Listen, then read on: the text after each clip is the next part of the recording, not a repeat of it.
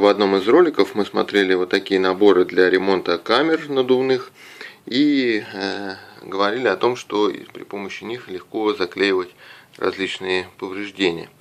Но на вот таких электросамокатах с таким вот замком часто бывает проблема люфта или такого стука в этом узле.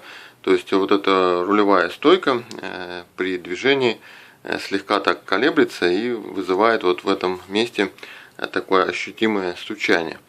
И продаются специальные резиновые такие прокладки, они называются часто бабочка, которые сюда вкладываются и затем этот механизм закрывается.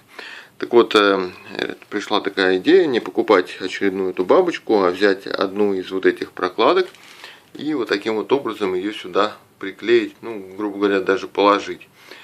После чего этот механизм закрывается и стук исчезает. Очень хороший способ.